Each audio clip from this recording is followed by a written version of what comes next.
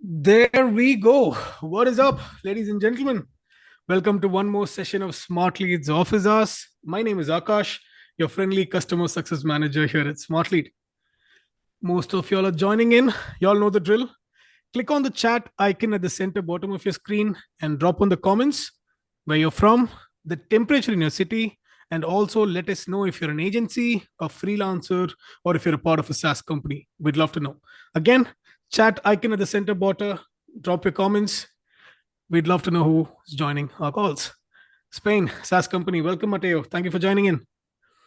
Abigail, Boston, to call. Amsterdam, SaaS company. Chad. Keep it coming. Switzerland, France, agency.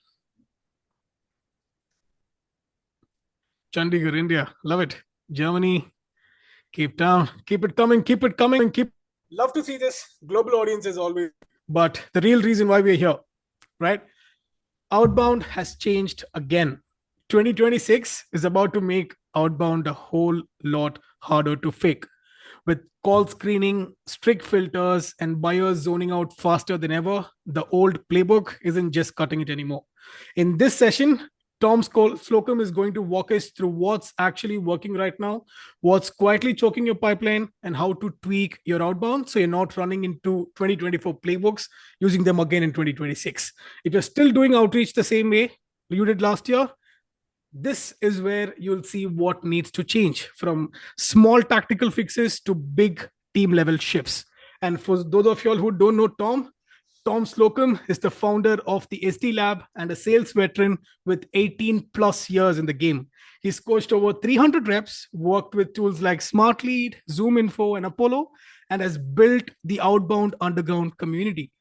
Tom is known for frameworks like the Hero framework we saw in the previous session with Tom, and for helping early stage teams sharpen messaging, tighten ICPs, and turn outbound into pipeline that actually works pretty fast. Tom, over to you, sir. A quick round of introduction, and the floor is yours. I appreciate it, and I'm very excited to be here with you all. And as he said, right, I'm not a rookie. I've been doing this since about 2007. Used every tool under the sun. I am a partner of Smartleads. I use it on a daily basis.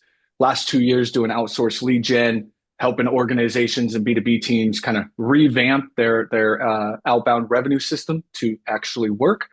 And so I'm very excited to dive in and kind of chop it up with y'all. What is 2026 looking like? Because for me personally, I'm actually very optimistic about it. I think there's some very good things coming, but there's also some noise and there's a lot that's happening. So we'll get into a couple different things here. But yeah, very, very excited to be here with you all. Awesome. Thank you so much for that, Tom. And the first segment I had for today, what's killing pipeline in 2025? So over to you. I know you have your data. I know you have your points. I'll leave it to you, Tom. Perfect. All right, we're going to do all the fun tech stuff with everybody real quick. Get this up. Okay. So, like you said, I'm 18 years in the game, 300, thousands of reps coached. I do have my own little micro community. And what I could tell you and what we're going to do today is this is not a webinar. This is not a lecture. What I want you guys to all understand is I do office hours too. It's meant to be real talk, tactics, and just helping us all survive outbound chaos as we head into 2026. So please use your emoji reactions, drop in the chat. I'm going to ask questions. If anybody wants to actually come up here, talk with me, don't just sit and stare at the screen and kind of just listen to me blab. Can we all agree that that is a great way to have an office hours? Cool. Don't want to do all that. So a couple slides, but let's get into it. What's killing your pipeline in 2025, right? What's already happening? I'll start with the hard truth because we all read the LinkedIn feed. We've all seen this. Outbound is not dying. Who agrees it is? Drop in the chat. A 1, if you think outbound is over, a waste of time, or 2, if you're all about it and you're leaning into it more than ever, because I'd be very curious. But it's not. Let's see what we got. There we go. Get the 2s in there. I love y'all so much. Outbound is not dying. Bad outbound is dying though. Can we all agree there, right? Bad outbound is, and I'm very thankful for it. And I'll give some background, right? I started in 07. I used the parallel dialer before it was a thing, the automated dialers, 300 to 500 calls a day. I used Yesware. If anybody remembers Yesware days, that's always shows my age in outbound. It was a mail merge tool. And back then, guys, I could rip a data list out of Zoom Info or anywhere, and I could launch 5,000 emails in a day if I really wanted to. The next day, I came in and my security team was like, "Hey, your Google got shut off. Let's reactivate you." But it happened, and you could get just meetings just by pure volume. Let's be real. And now it's a lot different. It's very different. So what we have now, what's actually breaking outbound right now and making it so chaotic is Apple call screening, right? That's happened. Now Google did it a few years ago, or Android and stuff, but now you got Apple. And let's be real, Apple's like what, 80% of iPhone users? If you got green bubbles in this chat right now, I don't know what to tell you. I hope you're not a green bubble person. But if you are, no, we love you still a little bit. But it's happening. I've got the alert. I just did the update this week. So what I'm going to assume is going to start happening in the next couple of weeks and into the new year is now we will see the crackdown on this. We will see the phone blocking, and it can get crazy. Then you've got Gmail and Yahoo filtering. Y'all are running outbound agencies. You've all running Smartlead. You're all doing cold email, and all we want to do is land in the primary, right? That's it. I just want to get in front of somebody, and so many are focused on, the copy, the subject line, and we're not looking at infrastructure. And, shout out to Smartlead because it's smart senders, the smart prospecting data that they've now brought in. $59 a month for a maintenance fee? What are y'all doing? Giving it away. But it helps you. But now you've got link tracking, happening. And then number three, where a lot of you might find in is sequence abuse, right? We're just loading things up and we're just spraying, sending a prayer to the sales gods, and we're hoping for that response. And we can't do that, guys. It's not what people want. It might get you some meetings here and there. I know some folks that have 175 to 200 mailboxes and they're sending 10,000 emails a day, and it's just a pure volume game. They're not really intentional. I'd be curious for a few in the chat how many are kind of in that boat, right? If you're sending more than, or let's just do this. If you have more than 100 mailboxes in your setup right now, put a one in the chat. I'd be curious if you're really running a large scale there. Number four, ICP sloppiness. You've got wrong buyers, wrong timing. Your list is your strategy.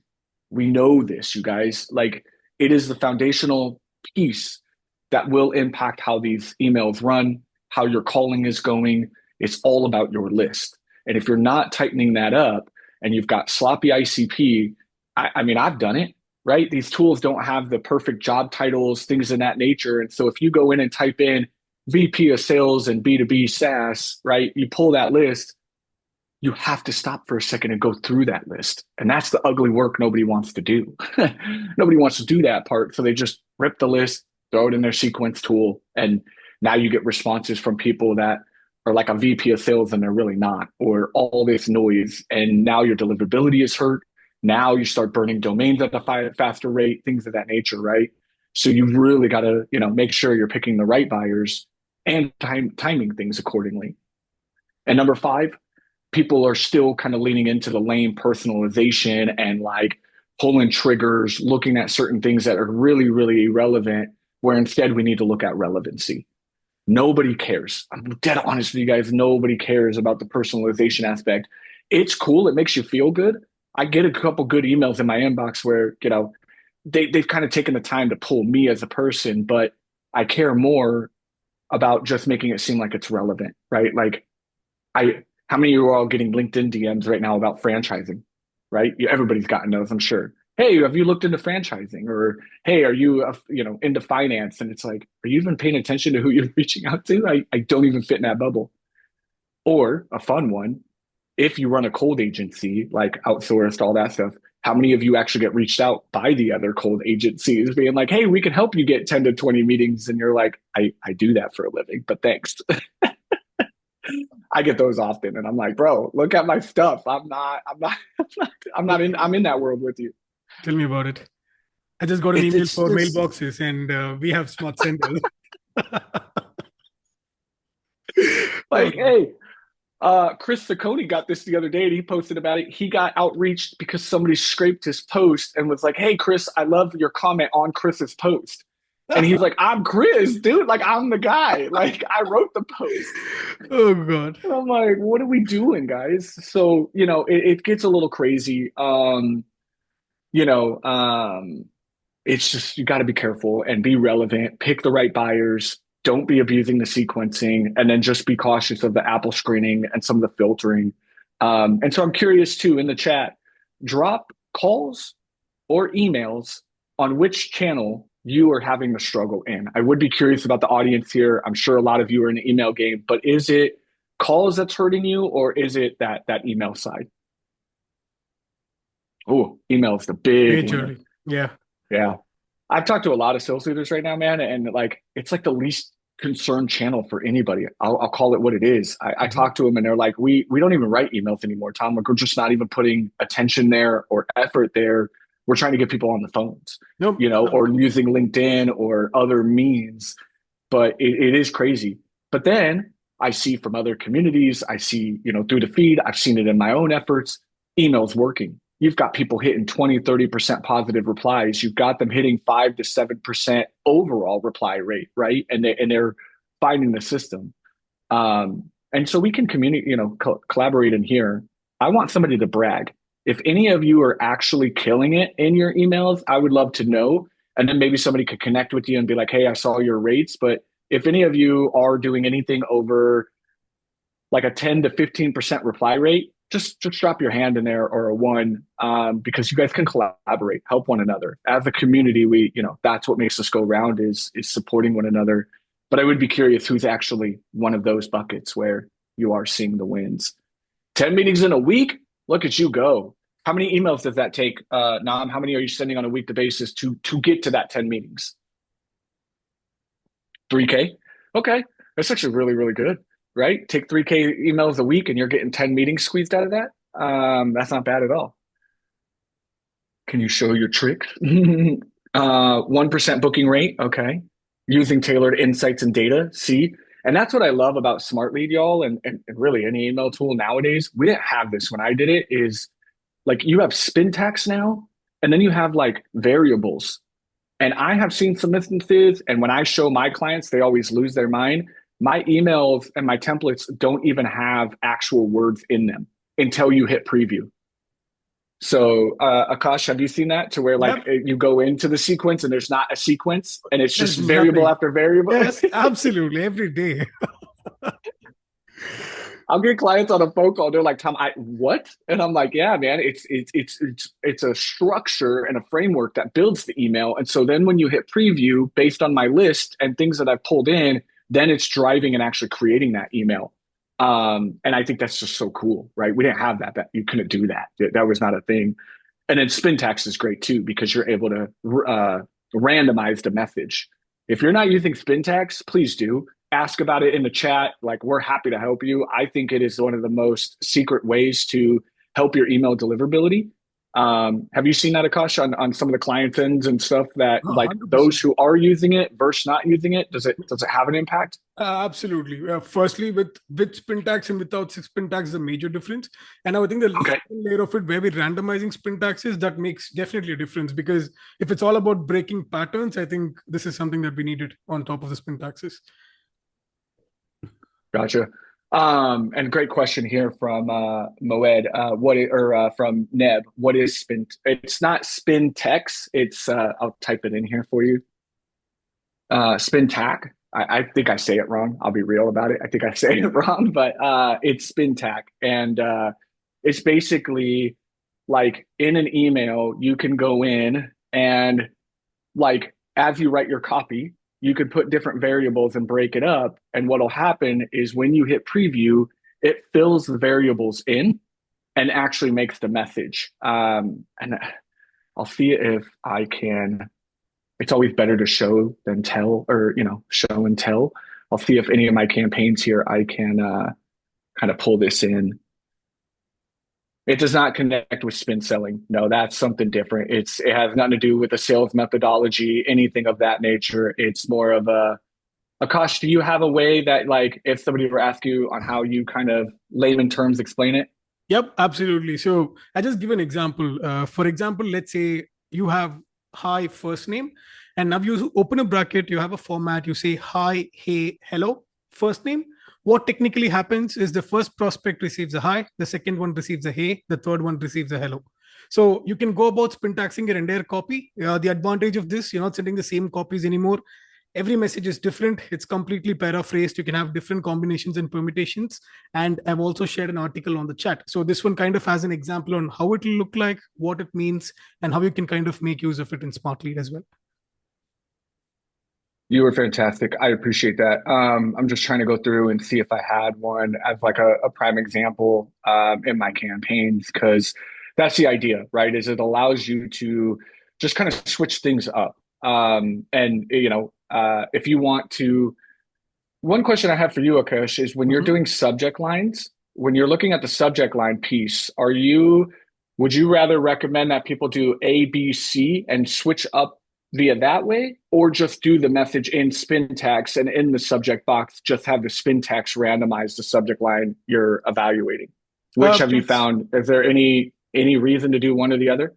right. So when you have the variance on top of it as well, it just helps you with more permutations and combinations, Tom. So that's something that we've noticed. So what does is the amount of time it takes for the copies to bond when they have variance on top of it, it kind of makes it more reliable. It doesn't get burned as soon as it does. The copy is more the longevity is more. They can kind of use the copy for 3-4 weeks altogether, and there is a difference there. So when you have just one variant, just syntax the copy, syntax the subject line. There's only line and combinations. When you also have variants on top of that, those variants also have syntaxes. It's a whole lot of emails going out. Right. Okay, cool. And that's what I thought is you could kind of go through that way. And so what I'm going to do, I think I found it right here. This is just one example of what this kind of looks like. So you can see here, right? It's got just up here. You can see in the subject line, right? There's a Mhm. couple different variations here. There's some things. And then down here, I like it when I'm doing bullet points. That's like the Right. number one use case I see in Spintax is if you're going to do bullet points or list out various things, you can use spin text. So every single message to every prospect auto rotates through those bullet points. They're not exact order. The reason this is so important is going back to the Google Yahoo filtering and spam. Again, if I send 1,000 emails in a day to 1,000 prospects and it's the same message across the board to all 1,000, Google's checking that against my domain and my mailbox. And if I'm not going to get those healthy rates, I'm going to get burned very quickly because now I'm being labeled as a spam cam or a marketer. The whole reason people get so freaked out about Google and Yahoo, but it's mainly for like the retail big orgs of the world that are sending marketing emails and trashing things. It's not totally applicable to B2B per se, but we are in those filters because it's just one bucket. One bad apple affects everybody. So if you use these terms, you're putting in promo code or big deal, they're going to flag that stuff. But if you do, with Spintax, it makes it look now when I send that 1,000 email out, it's the same copy. You only have to write it once. Trust me. You still have to only do the copy once, but you create the variables to where things kind of get moved around to where now those same 1,000 emails go out, but Akesh would get it look different. Neb would get it look different. I would get it look different. So you can see here, it's just kind of built out. And then what you do is when you go to preview, look at that. Look how clean that is. Right now, you get the clean message. So it picks the subject line, it randomizes those bullet points, gets those placed in there, and it's just a different variation for every email. Keeps things healthy, especially if you're multi-threading too. If you are going to automate your multi-threading, I believe kind of making sure each message is different. If I was going to email me, Neb, and Akash, we should have different messaging, right? It can't be all three of it. Because if Akash comes to me later in the afternoon over lunch and he's like, hey, I got this email from this cool tool, I say I do too, and we both look at it and it's the same thing. Now you might have lost the opportunity because now they're like, well, that wasn't as genuine as I thought it was. You got the same email. But if it kind of switches it up, then it looks like, oh, okay, they wrote these individually to the two of us. It's just they wrote it in a different sequence of events type of thing. So that's what Spintax is doing. So talk to each other in the chat. If any of you are experts on the Spintax and can maybe help some others in that world, or copywriters, raise your hand, mingle with one another. That's the whole point of this, is to connect, learn from one another. Hit me up. I do this. All right. I'll write your sequence with you. I know some chat are in the chat asking if this is a service people do. Happy to, right? Review it, look through it, apply a Spintax method to whatever you have written.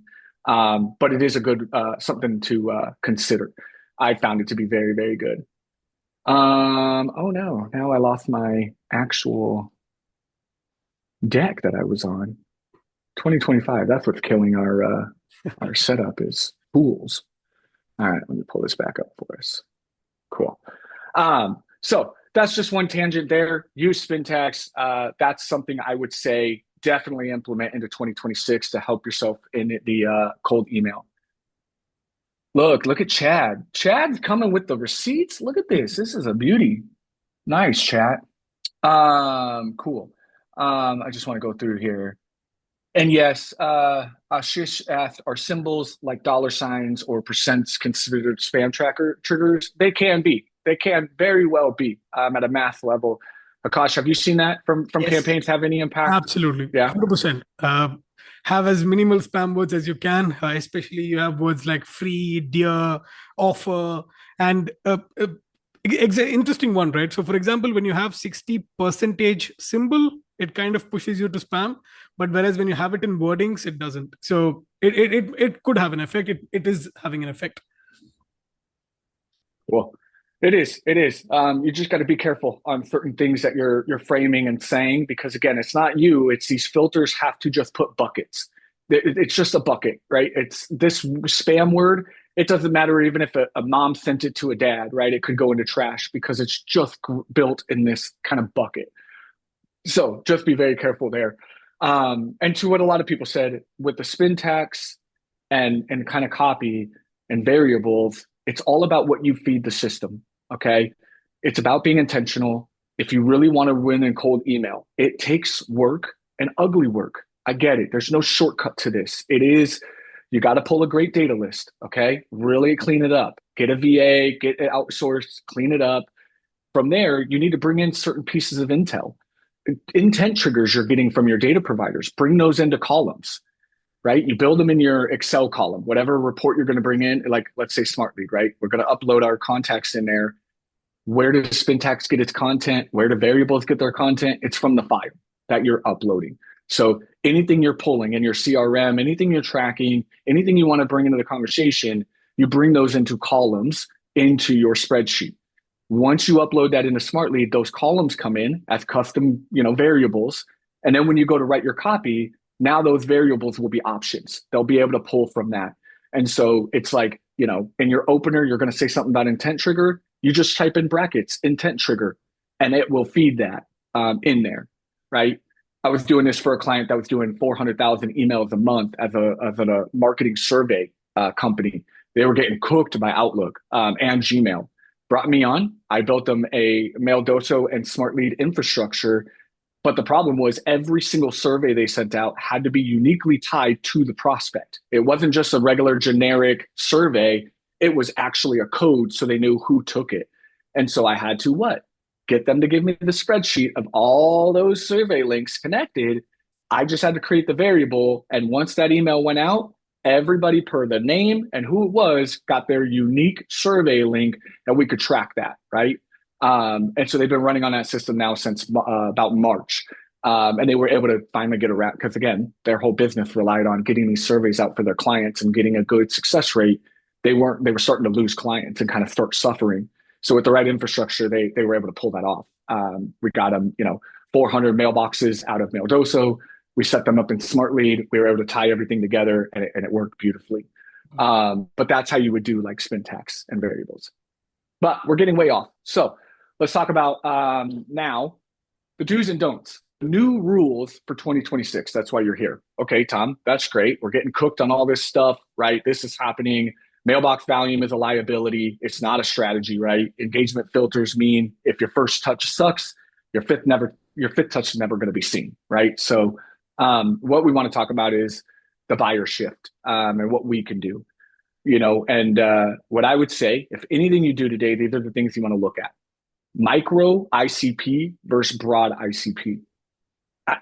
The most beautiful smart lead instance I found or organization I found is you should have like 100 sequences running in your smart lead instance, and you should have variables. You should have things built out, and it should look from a naked eye like absolute chaos.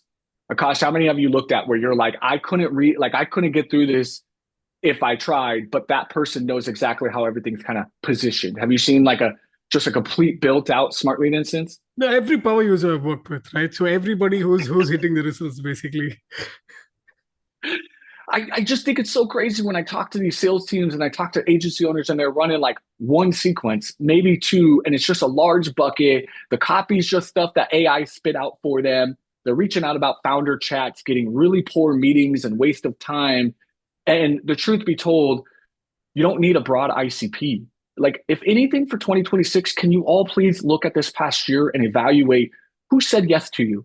Who got responses to you? Who told you they weren't the right person? What organization size really fits in what you're doing, and really go micro. You don't need broad. It's not a volume game. I promise you, you don't need volume to reach the numbers. Most of you, 10, 20 meetings a month is very healthy for your client or for yourself. If you're getting in that range, you're doing all right. Neb, I mean, is getting 10 a week. That's 40 meetings a month, right? And he's sending 12,000 emails a month. Not terrible, right? If you're doing 3K a week, you're getting 10 a week. That's great, right? 12K emails, 40 booked meetings. And Neb, I would love to know, are you doing micro ICP in that? I see you on the chat if you want to go off mute.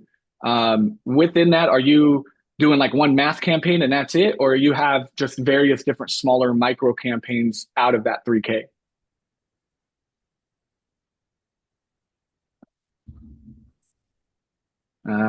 Neb? It was Neb that said that, right? Am I calling him the wrong person? I lost it in the chat. No, right here. I'm also unmuting you now. So if you want to kind of say it out loud, you can unmute yourself. There you go. Don't be shy, Neb. I see you. Go for it. You got a great smile. That smile is contagious, sir. Oh, he's struggled. I love the tech. That's all right. If you come off, that's cool. Or are you talking to me? Yes, sir. You're talking to me, Noam? Just to understand. Yeah. My bad. Yes. What was the question? You said you're doing 3K emails a week. You're getting about 10 meetings out of there. I was curious in that, is it one broad campaign, or are you like breaking it down on a micro level and it's like 5 or 6 across that 3K that are kind of simultaneously producing that? Or is it just one broad campaign? Yeah, I'm sorry to disappoint you. It's a very stupid campaign, not as smart as your campaigns. It's a very broad campaign that I run. Okay. Well, I run it for my mom, actually. She's an architect. And I managed to book her like some appointments with the real estate developers and some people in that game, which is kind of hard to do B2B with. So yeah, she's very happy and I'm very happy with that. So I just think I'm not trying to sell anything, you know. I think the reason why it worked is because I'm trying to make hey, let's do a collab, let's do a collaboration, have a call together. And when you do it with a relevant person, you know, it's powerful in a very high ticket service business. But I think I wanted to ask also about sequences and stuff like that, because I have lots to learn in that. So that's it. I'm not going to take more of the time. Thanks for letting me talk. Absolutely. And shout out to you taking care of moms. That's awesome. When you're able to kind of set up an infrastructure and not have her have to worry about that, and it's actually producing. So shout out to you in doing that. And it's okay that it's broad. It was not a wrong answer. It was just kind of curious. But yeah, sequencing, cadence building, that is an art. It is a craft. And it really does take a little bit of knowledge in what works. And so I'll kind of pivot to that for just a quick second, because we're talking about multi-channel rhythm here, right? And light volume, high quality. And let's be real, you actually hit on something, on 2 different things that I want to highlight. Number one, you don't sell an email, okay? Number one, what I've seen the most successful campaigns, and Akash, I know you see thousands of them, but what I've seen and heard most of, and what I've seen in my campaigns, if I don't sell in them, I actually get better results than if I am trying to go in for the kill and kind of pitch and use email to like bombard them. Are you seeing that on your end too? 100%. And that's been one of the constant recommendations with the copy experts as well. So people who are cracking, don't pitch, don't sell, don't talk about yourself, don't start pitching what you guys do. Talk about the customer, keep it conversation. And that seemed to be working, Tom. You're on the point. Yeah. That's what I've seen is it opens the door. Look, you're never going to sell via email like that unless you are a product. Okay. Product people in here, way different ball game. Okay. I'm going to be real with you. You could kind of push, hey, we're running a deal for Black Friday. You know, Smartlead can do this, right? They can market like that and it works. They'll get clicks, they'll get their engagement there. But when you're in like service-based business, it's about earning trust and credibility first and kind of having a conversation because it is too complex, right? It's all about selling a dream and a vision. That's what service is. You don't know what you're going to get. Where with Smartlead, we all know if we spend our $100 a month, we know what we get. It's very cut and dry. We all get the same product. We get 30,000 contacts a month to use. We could send 200,000 emails, $100 a month. We're all good, right? But if I wanted to hire Smartlead to do a service and campaign building on top of that as a managed service, that's a risk. That's a little bit different because I could have a different experience with them than going to somebody in the group chat here to do that, right? So that's a little bit different. So you have to realize in email, when you're service-based, it is about earning trust. It is opening the door to a conversation where with product, you're kind of being more of, you can show, not tell. You don't have to kind of talk about it. You could say, hey, we got Smart Prospect. You could pull now as many contacts as you want. Here's a screenshot. It's a $59 maintenance fee. Would you like it? That you could get 100 buyers in a day on that. They'll click. They don't got to work with you. They don't got to ask questions. But a service base, if I'm like, hey, bring me in to do your outbound with you, want to book a meeting? That they don't know. They don't know anything. They're like, I'm not just going to blindly click a link, Tom, and be like, yeah, let me pay $5,000 to bring you in. They need some context. And so in your emails, please, for 2026, really focus on not selling, cracking the door. And for most, you're selling the meeting. That's it. In email, you're selling the meeting. You do not need to drop the whole novel about, all this stuff that you're doing. It's selling the meeting, finding out why they should carve out some time with you, asking relevancy, seeking to understand where they are, where they've been, and where they want to go, right? So it's like, hey, Akesh, this is Tom. I seen that you're the, CS manager over at XYZ. In talking with a few, this has been a big pain point. Out of curiosity, is this top of mind for you before we continue? Or is this something that's not even, on the radar at the moment, right? Very simple. I'm off the fly there, but like something of that nature, right? To where it's just conversational in that first touch. Second touch, you're bringing in some value. Third touch, you might bring in that case study. Fourth touch, you're putting a pin in it. By the way, another thing, no breakup emails. Stop with the breakup emails. Please, for the love of God, stop breakups. Nobody's breaking up with anybody. You all know and I know you're going to circle back in the next 2 weeks and reach out again. You're going to. So I call them, put a pin in it. Hey, Akesh, tried reaching out to you. It looks like now it's not a big this isn't something that is most relevant. I'm going to put a pin in this for now. I'm going to leave you with a couple of resources just so you have some things. If this comes top of mind, you know where to find me. Otherwise, I'll be in touch soon. Talk to you later. That's it. I end it. But now I had come back in 2 weeks and say, hey, Akesh, I just saw this article on LinkedIn around this move. I was curious on your thoughts on that. It's not that I broke up and then 2 weeks later hey, it's me again. You don't want to be the crazy ex. You don't want to do all of that. And so I would change your ending email to put a pin in it, and move forward there. So these new rules, you want to go micro. And what I mean by that is you should have 5, 6, 10 different sequences running, and all you're doing is feeding leads. You guys got to build a revenue system. It can get to a point where it's 80 to 90% autonomous with a few click of a button, but it should work in your favor that as you're surfing LinkedIn, you find a lead, you're just navigating it to the right sequence. If it's a VP, it goes down this lane. If it's a director, it goes down this lane. If it's a manager, it goes down this lane. I'm not grouping them all into one campaign and just ripping and assuming all the message makes sense. So micro ICP, really drill in on who you need to meet with, who's a good buyer for you, and then bring in the relevancy. It's the 4 R's I like to talk about. Right person, right time, right message, right channel. You hit those sequence, I promise you, you can see success in your campaigns, your cold calling, if you can figure those elements out or do the best you can in getting to those elements. Get the right people in there, get the right message with relevancy, pain, the cost of inaction, seeking to understand where they are, and then hit the right channel. Again, you've got to have a multi-channel rhythm, right? Don't just lean. Some can just lean on email. I get it. But you're also missing out on the people, especially with Google and Yahoo hitting you. Think about the people that aren't seeing your stuff. That's a whole nother lane you could pick up the phone and call on. Same with calls. If you're getting phone screening and you're getting blocked, you need to hit the email channel, right? Both of those run together. It is not one or the other. It is a joint effort for visibility and awareness for you to kind of see what's working. And then light volume, high quality. Most, I think, from what I've seen, kind of staying around 35 emails a day per inbox has kind of kept the most safest. I've seen some drop down to 15, 20, and they're adding more mailboxes instead, and they're going down to about 15, 20. But I would say you could get away as long as you're doing your 2 to 3 weeks of warm up and your setup, you're keeping the warm up on. I think you could push maybe 50. Just keep an eye on your data. Akesh, have you seen any client that's had a big system go above 50 a mailbox and seen success? Yep. So is it above 50 per mailbox, Tom? About 50 emails per mailbox?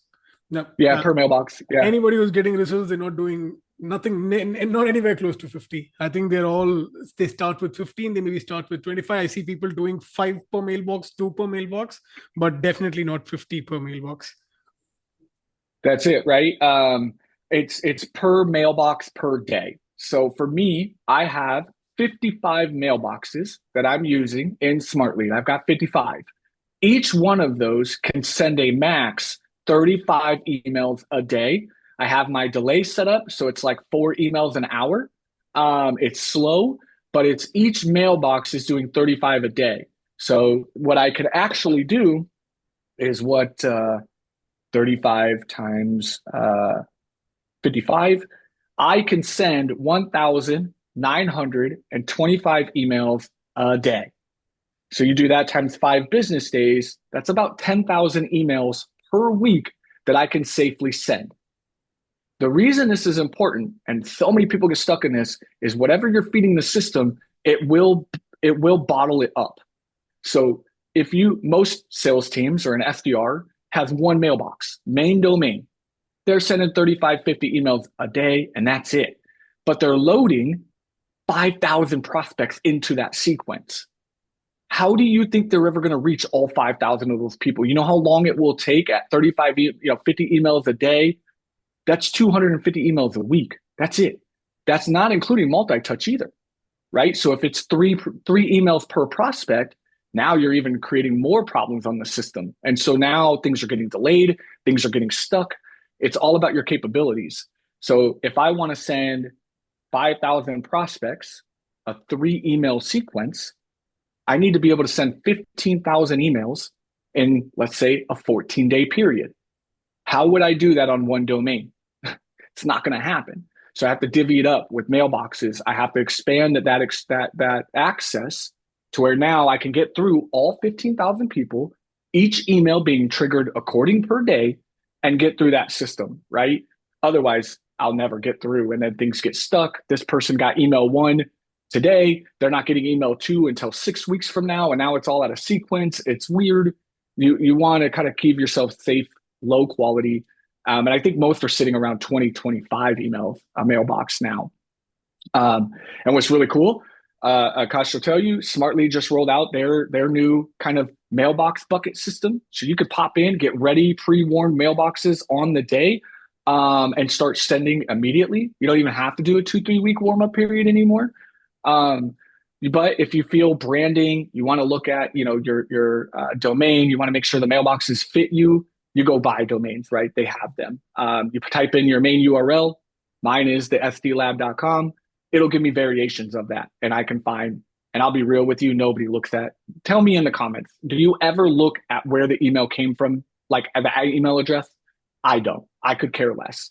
Maybe if I need to verify, like if it was like a spam, like maybe I will look occasionally. I got one the other day from like the CEO of Sell Better. And I was like, this seems really fetchy. I checked the email and it was not the right thing. And I realized it was spam, right? Or like a phishing attack.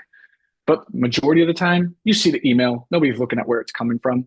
And what's cool is it'll forward to your actual domain. So if they do go search it, it's going to forward to sdlab.com for me. They see it's valid. We're good to go. But look at your capabilities. Look at what you're putting in and feeding in the system. Make sure you have mailbox health first. I would say, a couple mailboxes a day, get them all kind of tied to you. I've got Tom at, try sdlab.com, the sdlab.com. I got a couple variations. And then I'm able to send those capabilities. And no, Nada, the 35 emails does not include warm up. So that is separate. So you don't have to worry about that. Those do not mix well with that. You don't have to stress about that. Those are completely separate. This would just be for the capabilities of purely your mailbox as a whole. Doesn't have to do with the warm-up side. But you want to set that 35 days, and that is including the follow-ups. Yes, Alex, that's where I'm getting at. Is it's a struggle because that includes all of your follow-up sequence. That includes everything you're trying to send out. That's what's going to hurt that. And so you can see here, right? These are my mailboxes, right? So I only have a 35-day limit, right? And so in here, I want to show you guys kind of how to do the warm-up because a lot of people don't know this, but you can enable your warm-up. You can have it daily ramped up. This is a completely separate number. This 25, 50. Akash, do you have a recommendation on what people could do for how many warm-ups a day is safe or kind of makes it look nice? Right. I know it defaults in Smartlead. Right. And it kind of falls back to what they're trying to send on their cold email campaigns, Tom. And that's what's being recommended as well. So for example, if you're aiming to send 35 emails per day per mailbox through your cold email campaigns, that's the same amount that's recommended in your warm-ups as well. So keep it maybe 35 to 40, etc. So there's no sudden spikes, don't maybe start sending 20 on warm-up. Send 5 emails a day in warm-up, and then the next day you're sending 35 40. Straight out. Okay. Good call. Very cool. So you can see here, it'll randomize the number of emails per day, your reply rate that you're looking for. Again, put it in the range to what Akash said that you're trying to get to. You want a 10% reply rate, help the warm-up indicate that you're getting a 10% reply rate, right? Or go a little higher to kind of get that floor in there. But all of this is in here. And then here on your general, this is where you set right here. Message per day, warm-ups not included. So again, I have at 35. I sometimes, if I need a big push in a campaign, I'll push to 50 and run it for a day or two and just kind of check my data, see if there's any impact. If I'm safe, I'll leave it there. But if I kind of see things kind of start triggering, I'm like, okay, move it back down. We're not there yet. But 35, you could go down to 20. I wouldn't do more than 50. Seriously, don't go more than 50 because now you're just becoming a mass spammer unless you have very proven reply rates. And I'm talking positive reply rates. Things are really moving. You've got a healthy 2 to 5% standard reply rate. You're seeing a 15 to 20% positive reply rate. You can get to 50, 60. That messaging is working. Should keep you safe. But again, buy more mailboxes. Don't add more pressure onto the one mailbox you have. Just get another one and let that be 35. Minimum time gap, right? You paste all of that. Signature, keep it very, very vague. But that's where you set those settings. And then from there, you get your domain health. You kind of track what's going on, right? You can see here, most of my stuff is doing okay. A couple of domains have gotten burned. I can rotate. I move. My campaigns don't get stopped, right? But I've got my 56 in there. So that's some things you want to focus on that side. So when you're looking at this, that's what I would focus on is, set up a good cadence. As to the question of a sequence, if I was to launch a new campaign today, I'm just going to give this to you really raw right now. I'm in your boat. I pull 100 leads. I'm like, you know what? These are all VPs or VPs of sales at B2B orgs, Series A to Series B. They have 15 SDR headcount. They have a job opening trigger that they're looking for a role. I've dug all that in. I'm going to load that up in a Smartlead, and I'm going to send 3 email max campaigns. Look, the days of 12 to 15 sequences are over. I'm dead serious. You don't need to do it. Do a micro 3-touch campaign because you can always come back. Remember, we're going to put a pin in it. We can come back in 2 weeks, or you can add that 4th touch weeks later. But sending and doing 12 to 15 touches in email and just letting it sit, you're going to burn your domain out more than ever. 3 touches, Day one, email one's going to go out immediately. I load them up. I build my spin tags. I bring in the triggers that I'm looking for. I build the copy. Email one goes out. I usually wait 2 to 3 days between touches. So day one goes out. I wait 2 days. So today is Thursday. That would trigger Monday, right? Let's say Monday. If they don't respond, that email then goes out on Monday. And then I would then have the third email go out 3 days later. So 2 days in the first. You want to be fast. You don't want to wait too long because then they'll forget you because they have other emails. So day one goes out. 2 days later, the second one is triggered. Then wait 3 days and trigger that third one, right? 3-touch sequence. Most of what I've seen from my peers, my clients, your first touch is going to do a lot of the heavy lifting. Akash, have you seen with a lot of campaigns? It's 100%, really, 100%. it's the first touch. Absolutely. Yeah. Absolutely. It's the first touch. Everything after that, you get a couple stragglers. It's more about just kind of connecting with them, the dots, being a resourceful, sending a give. Hey, Akash, I wanted to share this document on how to, build better mailboxes. I thought this might be relevant and, based on what you post last week, blah, blah, blah, right? I share a give.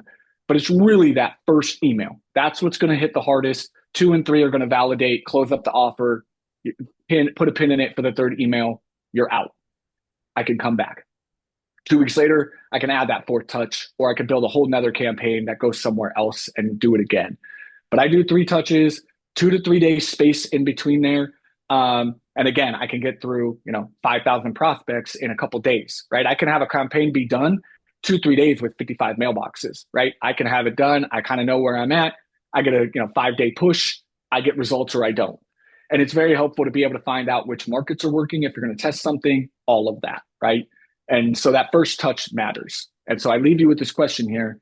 If your first touches were a person, would they make you reply? Right? Think about it. Look at your own emails. Would you even reply? Put yourself in your sequence. How many have done that? Drop in the chat. I put my own email in the sequence. I've done it many, many times to take a look at it from the perspective. Like, and on a random Thursday, I get my own email and I'm like, oh, hey, I opened it. Like, naturally, I did click on that subject line, or, hey, that's still sitting there. I could care less. Okay, I need to go back in and kind of fix that, right? So you want to look at, would you even reply? Be human. Fahad, what kind of response rates do you usually get? So I typically, I'm in the 1 to 3% reply rate, right? Maybe a 5 to 7% if it's very, very relevant. But I'm usually in the typical 1 to 3%. The difference with that, though, is my positive reply rate is around that 10 to 25%. So right now, I just had a campaign that was 30,000 emails, and I sent out 30,000, and I had a 2% reply rate, but I had a 26% positive reply rate. So it was a win for me. And I'm still working on the copy because 2% isn't super great. But of what I was getting, 25% of that was like, yes. And I was like, cool, pour some gas on this, right? But I'm not really worried about an overall reply rate. I'm looking more at who's positively engaging with me, not unsubscribe, screw you, Tom. This is the worst outbound. What is this atrocious trash, right? All the stuff we all get, right? The FUs that come through that are like, yo, this is dumb. But I look at the positive. If I'm seeing positive, it's very healthy. Then I just got to work on the copy just a little bit more, or look at what my open rate might look like, right? What's that subject line that's hitting? But I'm not blowing smoke up anybody's booty here. Email is still tough. I've probably done 2 million emails in the last 2 years. I've worked with 30 outsourced clients. I've done food and beverage. I've done oil and gas. I've done a gifting swag company that was selling custom Lego kits to companies. Just kind of done a different few things. And I usually sit between a 1 to 5% reply rate. 1% sucks, right? We don't like that. Clearly, I was too spammy. My messaging wasn't hitting. That's when I've just ripped an AI campaign and just threw in some cold copy and said, let's see what we can get. Whereas when I'm intentional, I use spin tags. I bring in some variables with a little bit more information. Use Clay, right? How many are you using Clay? I know there's a Clay person in here. Raise your hand and tell this group, because I'm sure you'll have some work here in the next hour, and take care of your whole Christmas. Everybody will book a time with you. Put up $100 calendar link and say $100 for anybody that wants to sit to a Clay table, because we all want to know Clay. But you could pull this data, right? And when I'm relevant, when I tie in things, I have a micro ICP, I could push that 3 to 5% reply and then get to about 15 to 25% reply. But I've seen some people hitting 30-40% positive reply rate. And I've seen some hit that 5 to 10% overall reply rate. So it's very doable. It's just about these new rules going into next year, right? Low volume. They're doing 15, 25 emails a day in their boxes. They've got 500 mailboxes. They're using variables. They're using spin tags. Like I said, when you look at our instances, it would make you go nuts because you can't even really read through it. It's the brainchild of somebody. Akesh will look at it probably a couple instances and be like, I don't know what's here, but I love your results. Clearly something's working, but you wouldn't be able to navigate it because it's a rhythm and it's a system, and all they're doing is feeding it, and that's going there. Notepad LM, there you go. Margin's in there. Someone here took notes that they could share with me. Yeah, they kicked out all the note takers. Sorry, guys. So hopefully you got some notes. They will be on YouTube, though. Akash and us do know this will be released. So you will be getting the recording. You will get to go back through this. So don't fret. But if you had your note takers and we're hoping they were capturing, they are not. I am sorry. We are all not friendly. I mean, 100 people with each a note taker, we would all be not even having a conversation. So, yeah. Easier to set up than Clay. Oh, outbound.ai. Good. See, I love y'all are helping out here. 11% reply rate, 30%. Noam, look, y'all, that's crazy. Can use it within ChatGPT now. See, N8, yep. So talk to one another. There's a lot of ways to get that data and that intent tie in. If I've got 100 people, I'm trying to figure out timing. You guys got to look at triggers. Triggers. I was talking to a founder yesterday, 26-year-old company. He's got no CRM. He's got no bone structure, revenue system. And I asked him, what are the pains or triggers that lead you to your prospect? And he was dumbfounded. I don't have that, Tom. I don't really know. And that's where the timing problem and that gap happens, right? Is what is the trigger that says I should reach out right now? A lot of people use the job board. If they're hiring for a GTM engineer, great time for me to reach out. For me, if they're hiring SDRs, a VP of sales, an SDR manager, I'm coming in hot, right? That's a good time for me. There's growth, there's pains. I can maybe have that conversation. So I'm going to use that. I'm getting those alerts and my triggers, and then I'm feeding that to that specific Smartlead campaign that I have built. I go into my data, I hit the enrich, throw it over to Smartlead. They're in my sequence immediately, right? And then all the triggers are being pulled because everything's been fed and matched, right? So that's how you want to do that. So cool. With that, just some quick wins that you can take, we're wrapping up here. What you could do moving forward today, rewrite your opener for relevance. Don't be doing hopeful cleverness. Don't be trying to talk about certain things. Be really relevant. And what I mean by relevance is, why me? Why now? What are you reaching out about? And why does it fit into my world? Do not be emailing Akesh about email deliverability and mailboxes when that's what he does. He doesn't care. He will delete your email and drop it. Target your ICP, find the relevancy into, look, I found these 100 leads. I want to reach out to them. Noam said for his mom and what he's doing. He's reaching out with intent. There is a reason he's trying to get time. He knows why. And the opener isn't some cheesy, do you want to have a coffee chat? Or, hey, I seen you went to Rutgers College and I was reaching out to you. And don't use the line, hey, I seen you're a director over at XYZ. I'm talking to a lot of we don't need that stuff, right? Just keep it super relevant. Avoid the cleverness and the goofiness. Next, reduce your mailbox volume by about 60%. Whatever you're doing today, reduce it. Cut it down. Add more mailboxes if you need to get that number back up. But I would reduce everything you're doing by about 60%. Go smaller, go more intentional, go more clean, and you'll land more. You'll live longer. You won't be rotating domains out so crazy. Like I said, I got 55 mailboxes. Do I need all of them? Do I need to be sending 2,000 emails a day? No, but I have them for moving things around, and I can keep things low, and I can run multiple sequences. I can take 10 different boxes and run 5 sequences at the same time because I have 50 mailboxes. I can put 5 on each campaign, right? Now I'm doing 250 emails a day for each sequence. And then lastly, please tighten your ICP. Every campaign should have one job title, one industry, one trigger. I should be able to look at your Smartlead instance or your email fifth instance in the new year, and you should have more sequences than you can count. They make your eyes hurt. You've got this one, and you should build them all out. Do not go broad. Do not be putting people in buckets all the same.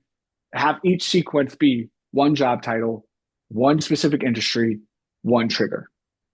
That's what I got for you. I appreciate Smartlead for hosting. We could jump into some Q&A if anybody wants to hang out for a minute.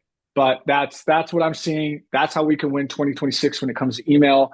With the phone screening, you're going to have to change your opener, be more question asked. The one that's working for me is, hey, Devesh, it's Tom. I just had a quick question around the post that I saw on LinkedIn you gave. Do you have a minute? Been getting picked up. Dude, I have a quick question. It's not pitching. It's not asking anything. You're trying to get screened through. It's like asking an assistant, hey, Akesh, I just had a quick question for you around your email deliverability. Did you have a minute? They'll pick up. It picked up my connect rate by 19%. I went from 3% and I was able to get up to about 20% plus through my dialer and kind of setting that all up and using that screen through my power dialer. And Brianda, my SR out of Mexico, has been testing it. So you're just going to want to ask a question. Do not pitch. Don't do anything. It's a preview text, and it's just to create curiosity. Then once they get on the phone, you can dig in. But what questions? How did everybody? I hope everybody enjoyed it. Absolutely, no doubt about that. Thank you so much, Tom. Thank you so much, as always, for spilling the gold. And if you want, we can have the floor open for Q&A for the next 5 minutes. So people, if you have any questions, turn on your video, click on the React icon in the center and raise your hand. I'll spotlight you. You can shoot your questions to Tom. And would appreciate if you can stick to one question a person so that we can accommodate. There we go. Nico is the first one. There you go, sir. Can you unmute yourself? Hello. Can you hear me? Yep, loud and clear. Yes. What's up, Nico? Awesome. What's up, man? Thanks for the presentation. I was curious if you could share more specifically about how you can, or how I can implement the intent variable into my email copy, because I do everything else that you said at a pretty high volume, but I haven't really ever done intent-based outreach, and I would love to hear like the nuance of how you set that up. So a couple different ways. I have Apollo.io. I have ZoomInfo, obviously Clay. So it's looking at the intent triggers that are being fed and then putting those in my Excel file because they can be stripped out of there. So when I do export a lead, I get that stuff, right? Or I fill it out in the Excel file and say, hey, this is what's going on. And then once I'm able to upload that into Smartlead, that variable will come into, hey, I've seen you've done growth by up to 20% in the last 90 days. That's a variable, right? That's being fed in there and auto plugged in on that end because that data was filled into my Excel. All it is whatever you put in your list, whatever you put in that Excel is what's going to become accessible in your messaging. So whatever intent you're looking at, like whatever signal that might look like, if they've done a search on, this, if they've used a tool, right? I know a lot of people will say, hey, if they're using Shopify, we can work with them, right? We know they use Shopify. So they'll pull that as an intent signal. Anybody using Shopify, they'll then put that in their variable. So as soon as it goes into the email, the variable will pull, hey, you use Shopify, and then they build the message around that variable. Akesh, anything on your side in there? No, on the money, Tom, and you can also use, I've had experience using tools like G2, Bombora, etc. that give you the intent, right? So even that's kind of a place for you. Gotcha. Yeah, so go ahead. Go ahead, Nico.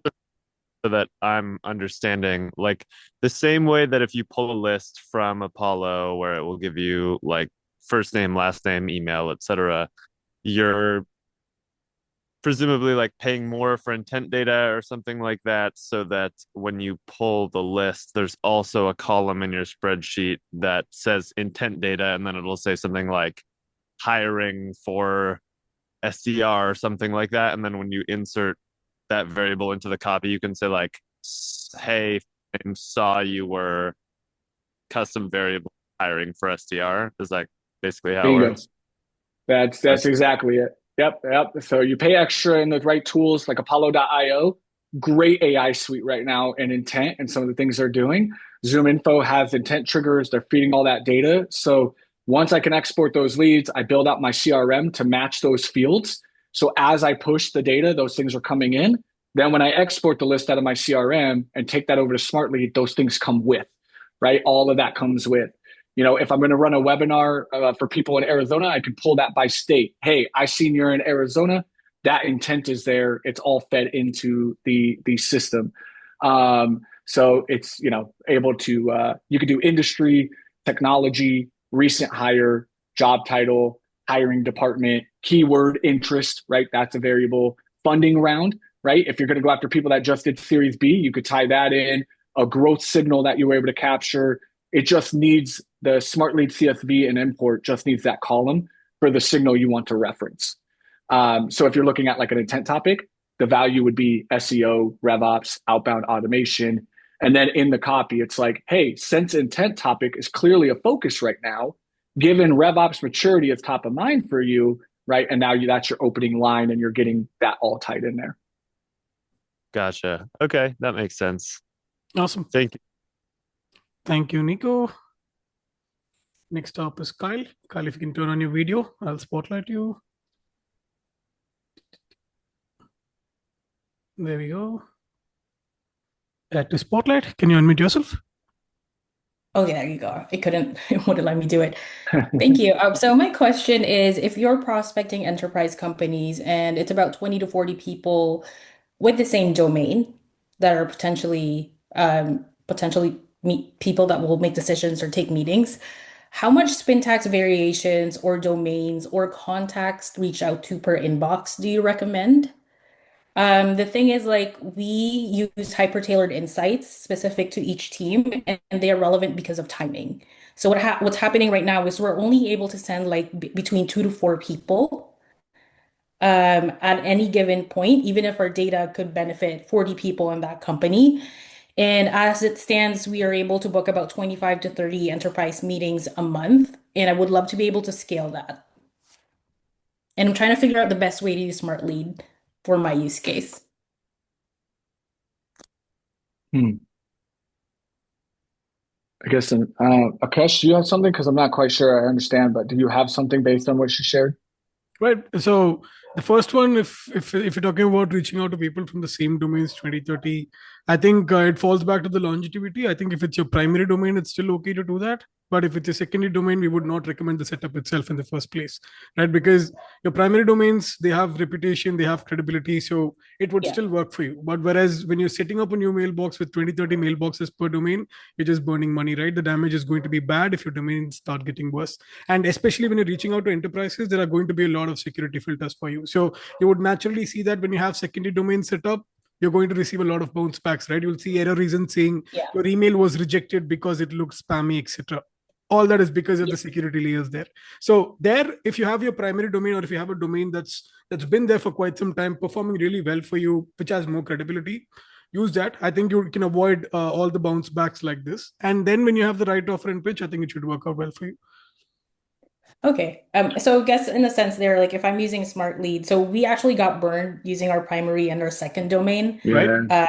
It happened very fast. So we were able to repair that at this point. That's why I'm looking into Smartlead is, would it be a good idea to like buy like multiple inboxes and at the same time use like maybe send one contact per inbox? Absolutely. I think there's a safer way for you to do it. Now that you've tried this, I think this is when you kind of go for dedicated servers, maybe private OAuth, private infrastructure. This is when all this comes into place, right? So you've tried the natural route and now that's causing problems for you. I think the second thing that you might want to do is kind of have private servers warm up well, as you pointed out, just 2-3 emails. I said I see a lot of clients doing 5 emails per mailbox, etc. Right, and these are exclusively for enterprises.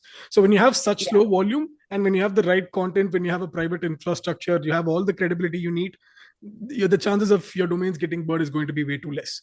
And let's say you're doing that for quite some time, you'll naturally build reputation to that domain. And let's say you've done it for 6 months without a problem, that's going to be a domain that you can use forever. If you have your Smartlead account, drop an email to me, Kyle. I'd love to help you out as well. I'll have an audit of your account. I'll look into what's happening there, and maybe we can catch up to kind of go over these things. Yeah, I appreciate that. Thank you. I've dropped my email address in the chat. Yep. I would say 1, 2, now I kind of understand what you're saying is, it's definitely 1 to 2 domains, 4 to 8 mailboxes on each max, right? Keep that low, let you see stagger sends, minimizes warm-up time.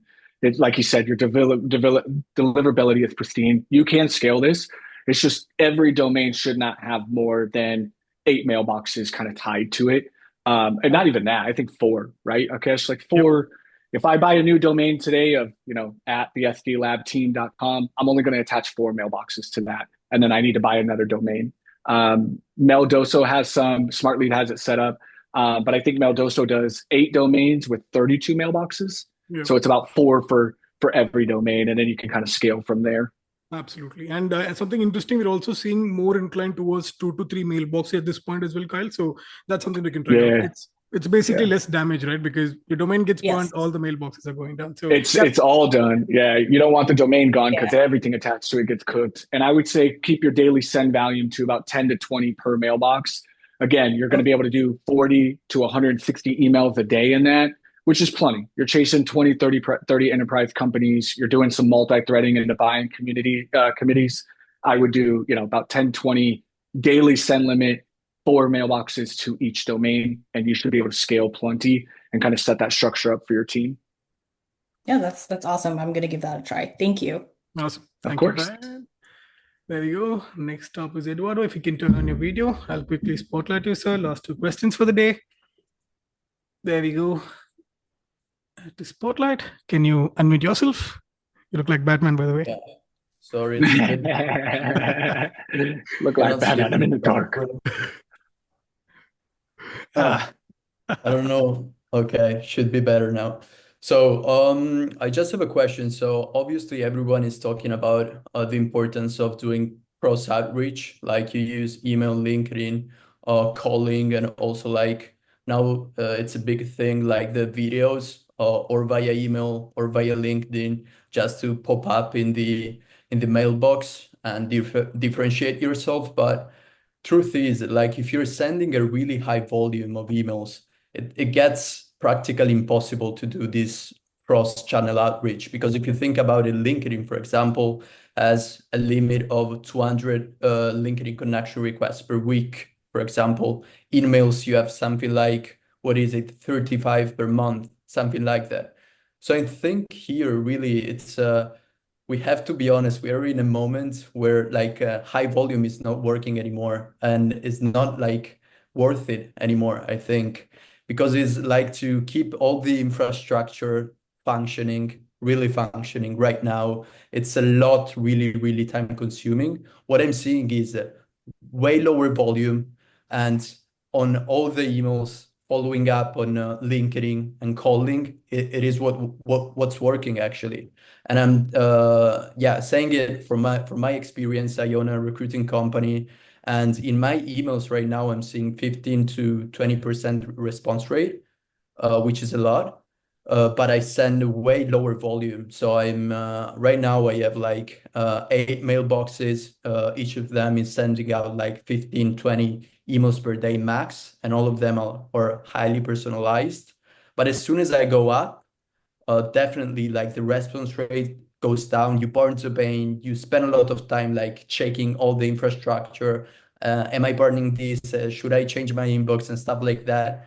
So I think I wanted to hear your opinion on this, because you have 50 mailboxes. How much are you like spending for those 50 mailboxes, and how do you manage like the cross-channel outreach with that much volume? Yeah, so with my 50, right, I have various sequences. So it's not all to one thing, right? It's not like I'm just using that all on one specific campaign at a time. It's moving through various things. And again, I'm doing a cadence of events of, I'm doing LinkedIn touches. I am doing the phone calls, and I do have the email. So I have all of my systems all kind of built with that sequence in mind. So I have my dialer doing my call task around that email sequence I built in Smartlead on those days. Then I have my LEM list, which I do a little bit of my LinkedIn automation with, along with Expandy. I use Expandy.io. Definitely a great one that can get you some profiles, kind of set up a cadence for you. That will help you with that, connection request, that messaging there. And again, I do the ugly work. I have to build everything to where it takes a minute. I'm not just launching a campaign day of. I have to go through, and if my emails are this way, they're going to be spaced 2 to 3 days out. Then in between that, then I have my call task being set up that way in that sequence. And then I have my Expandee sequence and cadence set up around that. So it's 3 different systems, but the sequence for the day is all happening. Day one, I'm shooting the first email. My blank connection request is going out on Expandee, and my calls are being set up to call. As long as I work that system, they're getting everything. It's not like it's going to get stuck or messed up, or they're getting an email, 2 emails in the same day. It's all set up separately, so that those cadences work accordingly. It just takes a minute. You got to read through that. You got to kind of program things on how many days between each, that those things all kind of work in your favor. And then you have that multi-channel rhythm. And then, like I said, each sequence is different. So again, I'll have 10 sequences running at the same time, but only 5 mailboxes on each one. And then navigating that. And then if I have to turn one off because it's not performing, or vice versa, I can move that around. But I'm not scaling at like a huge math level. It's more micro sequences that I'm testing on smaller batch levels. Once I pour the gas, then once I find one that's worked, then I just load those prospects up in that feed. The cool thing for me is I work a lot out of workflows. So I have like N8 Rev that sets up like GTM agents. I have triggers in my Zoom info and my HubSpot that as soon as a status is changed, it auto triggers and automatically feeds that stuff. And so through all of that, I don't have to click much buttons. Everything's being fed. Everything's being broken up. May I ask you, like Expandee, for example, does it allow you to send to exceed the limit of LinkedIn connection requests that you have usually on LinkedIn? It does, but I don't recommend it. Again, we're not playing the volume. You said it yourself. I don't need to go on a volume level. I send one DM every 20 minutes. I only send about 10, 15 connection requests a day. LinkedIn, I take very, very soft, slow, very low limits on. I'm not going to scale my LinkedIn because, again, I've been building there for 5 years. I'm not a big fan of it. I've just been testing the LinkedIn automation stuff the past few weeks. I don't want to get into that. And so if you're trying to bully your way on LinkedIn through mass kind of sending, you're going to get what you're going to get. You're going to get shut out. They're going to hit you. So I keep it very safe. I stay within my 100, and I use that as just extra touches. Mainly, I'm using calls and emails for my outreach. Very traditional methods. I keep LinkedIn for the relationship building, sending a video, sending a voice note, right? I can do auto voice notes. So I have those drop occasionally a couple times a day, but I'm keeping those limits within the safety. I'm not scaling my LinkedIn or doing any type of mass outreach over there. Okay, last question, really quick. Like in terms of your email infrastructure, you have like 50 mailboxes. Are all of them like from proper Google Outlook or do you use resellers as well? Because I know the quality is lower, but like they're gonna get burned anyways, no? Even if it's proper Gmail or Outlook. So is it worth like to spend a bit less money to get maybe more emails but lower quality? So I did this before Smartlead and kind of what they have now. And so I've been playing in their mailboxes, but I'm on Maildoso. I use Maildoso, Maildoso. Like I said, they've got 3 different plans. Their basic one is 8 domains for 32 mailboxes. And that's who I've used for the past year and a half, almost 2 years now for my clients. That's what I set up. I just set up a founder yesterday. We got his domain set up in the warm-up. And then I feed that to Smartlead for the warm-up, the actual process. But yeah, within Smartlead, you can do Google to Google in your settings, Outlook to Outlook. But I'll go through Maildoso and set that up to get quality. I do not take the emails that are like, hey, we resell mailboxes at $2.50. Hit us up. I don't do that. I use an official partner that I know has the right infrastructure. Now, don't get me wrong. Maybe people in the chat know Maildoso got burned probably 6 months ago. Overnight, my whole infrastructure and clients got cooked. They were able to recover, but it happened. But since then, right, they fixed it all. But you can actually set up directly on Maildoso Google mailboxes for $2.50, or you can get the combo of Google and SMP TP for just $1.90. I trust them. I appreciate them. Everything's managed in there. And the quality but I guess is just the same. Is like similar? Okay. It's very similar. Yeah. And I've had, as you guys saw in my screen share, like all of mine are above 75%. I have about 80% of my mailboxes for the last year have stayed healthy. And like I said, I do 30,000 emails a month. I'm sending, quite a few. I've been very, very healthy in not having many burn. but I did have a couple. Not gonna lie, I did have some get burned, but no, they've been reliable. My next step is in Q1. I want to try Smartlead. I want to actually go in and purchase some mailboxes and run that. Like I said, they do have some pre-warmed up mailboxes now, so you can go to the marketplace, or you can actually set up their smart senders where they'll do the account setup, pick your own domain name and account names. I just don't have any tangible results as to, if I've seen success there or the difference. Akash, have you seen people kind of move into smart senders, seeing any changes, or is it just pretty standard and as reliable as, most of what people are buying and getting? No, absolutely. Tom, and I think the major advantage is you don't have to go through the process of setting things up, right? So you don't have to go through That's my only part I hate, man. I got to export, I got to set up. It's definitely cool to just do it in Smartlead. Absolutely. Yeah. Choose your domains. They're going to be populated next day with everything set up. And with Pager coming in place, I think it's going to get you ready for the backup, right? So let's say your mailboxes are gone. You need mailboxes that are ready. You have it ready for you. So just get them, shoot them, and they're going to work for you. So absolutely, give it a try. Okay. Thank you, guys. And yeah, by the way, shout out to Smartlead. I just transitioned to Smartlead from Instantly. Way better, guys. That's my guy. There you go. It's the data and the analytics, man, and just the capabilities. And to their point, everything's in-house. You don't have to do anything. And now with Smart Prospect, you already get the data. It's all verified. Like, huge shout out to Smartlead for sure. I moved from Instantly myself. I did it with clients. I was running both, and now I'm just an all-in exclusive kind of on Smartlead for my clients and myself. Love it, gentlemen. Thank you so much, Eduardo. Thank you so much. Thank you. Cheers. Last question for the day. Noam, if you can turn on your video, mate, I'll quickly spotlight you. There we go. Can you unmute yourself? Hello. Hey, guys. Well, first of all, I just want to say to the team and everybody, thank you for this masterclass and the presentation. And to you, I'm going to say, Tom, because you just mentioned that, for example, my campaign did for my mom, which was, it was successful. I did all with the Smartlead, the domains and emails that I purchased, everything via there. Warmed it up with the system, so that works. So if you need a proof, maybe that's a proof. Okay, question. My question is about. So I have an entertainment agency here in Amsterdam, in the Netherlands, and we do a lot of events, corporate events, B2B, weddings, etc. I have my first question that I want to understand is if you have some tips and tricks about how I can target some, for example, wedding planners, so I can scrape their data, let's say from Google Maps, so I have their phone numbers and let's say address and stuff like that, but I'm missing like a email address that is valid. So maybe if you have some tools or ideas on how I can do that, that would be helpful.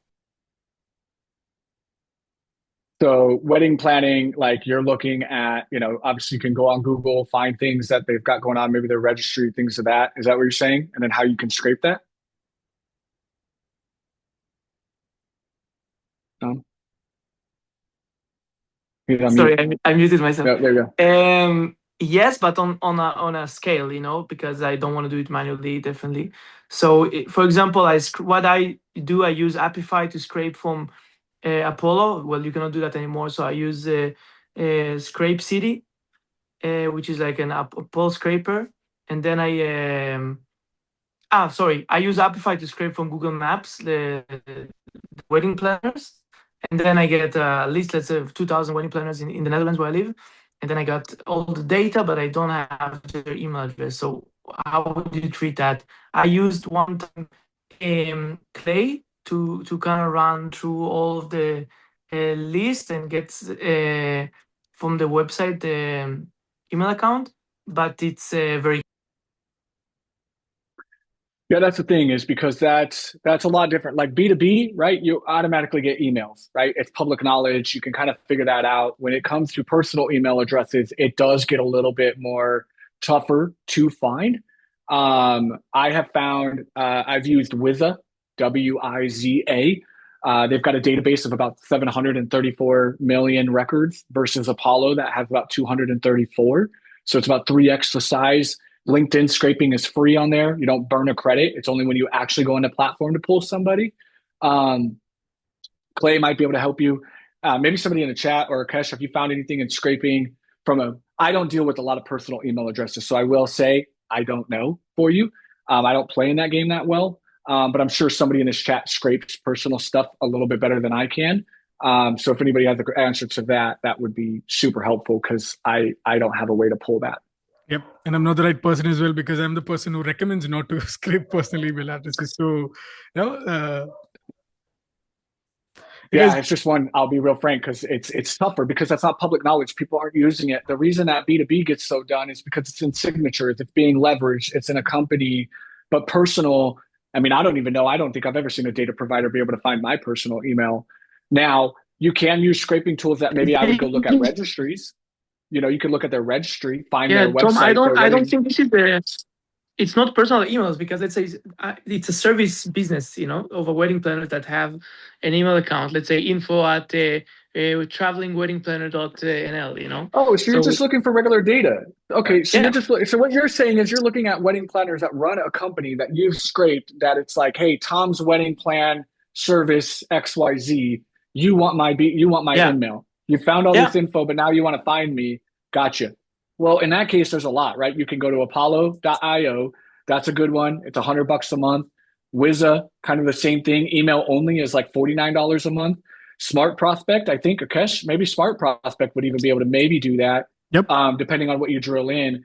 But what you can do with Apollo or Wizza is you could take the CSV you have, Nam, with all that intel, upload it and import it, and it will pull back what it can find based on all those parameters. And so that's one.